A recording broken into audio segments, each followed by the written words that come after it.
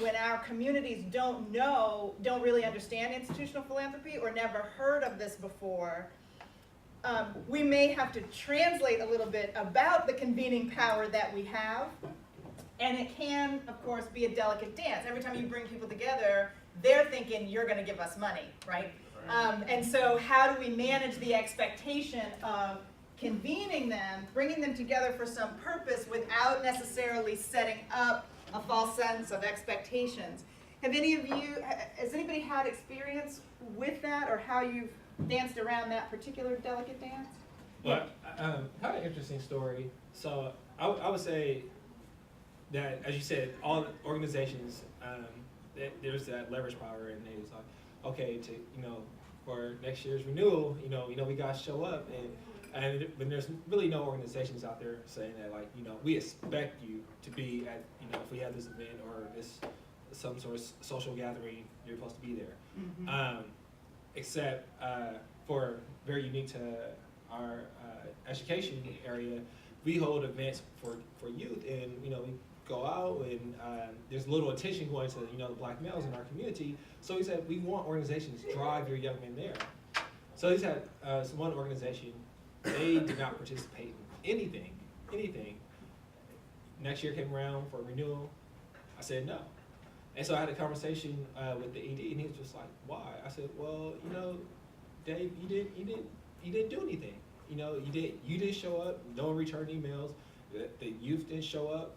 If we're really trying to build a movement, I know that we can't count on you, and therefore you can't count on our dollars. I mean, that's pretty simple." And it got like a real heated on his end, because his argument was, well, our youth we're putting kids in Harvard, Berkeley, and all these Stanford, and he said they don't have time to engage. And I was just like, wow. And I was just really blown back by that. And he just went deeper into that. He said, I don't think any other program we support is doing that. And I had to tell him, I said, you know what, Dave? I said, we don't measure, or we don't give grants on where kids are going to school. It's not about that. We want them to get to school, not where they're going. And it was the first time it was just kind of the opposite, where he was just so adamant, like, because we're putting them here, they shouldn't have to go to or be involved in anything that you're doing. As opposed to seeing them as being potential mentors and other things for these other kids. Right, exactly. And it just, it blew my mind. It really blew But my how mind. interesting that he seemed to lose fact of the situation that he's borrowing money.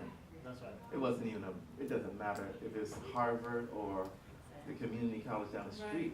You asked me to have my money. Right. So you do what I asked. It's a negotiation.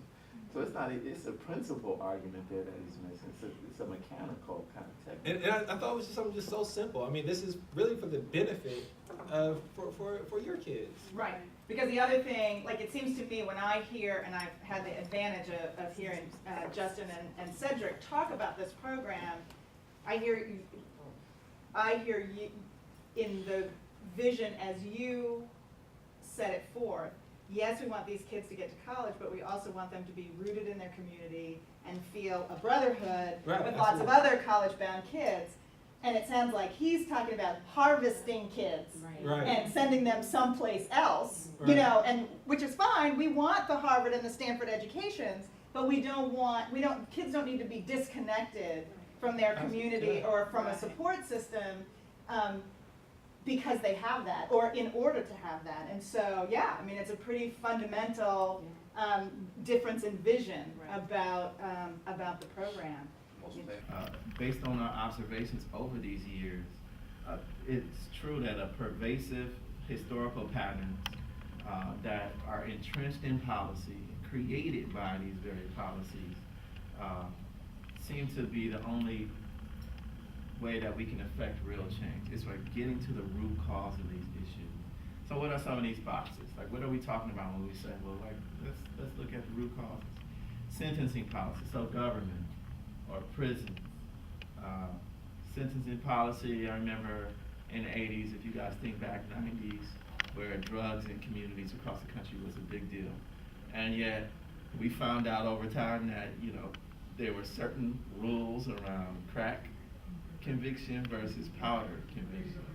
And any elementary exploration into that starts to uncover that there are different populations that tend to fall into the different categories around criminal justice and conviction. So that was just one example of these really interesting and strange disparities. Incarceration rates, again, obviously today these are almost common knowledge within the institutions, but 10, 15 years ago, the hotbed of discussion was around these disparities, right? We were starting to collect data that demonstrated these disparities.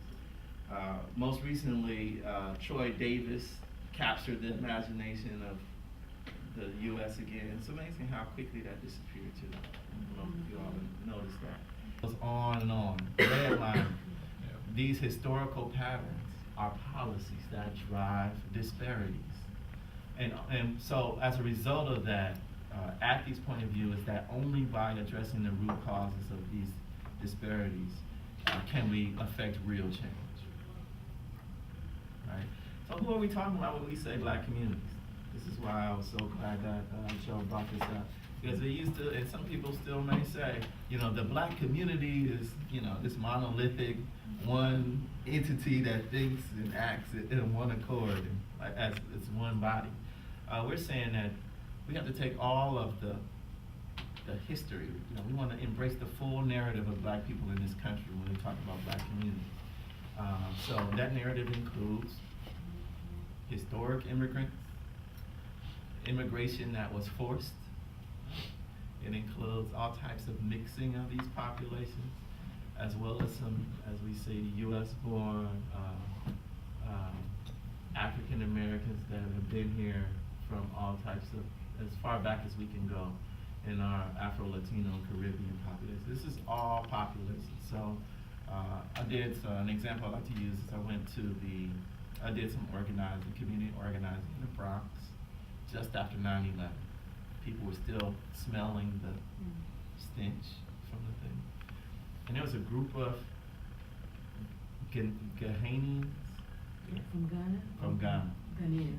Ghanaians, thank you. And they were within this community, but not associated with any other organizing work we were doing. So I was asking around, asking for introductions to connect with this group. And it turned out that they were meeting in this little building at a certain date at a certain time every week or every month. And I was invited to attend this meeting. And there was a fully developed community that included a form of philanthropy. So people were pooling their dollars. They were buying Verizon stores, and families would run them.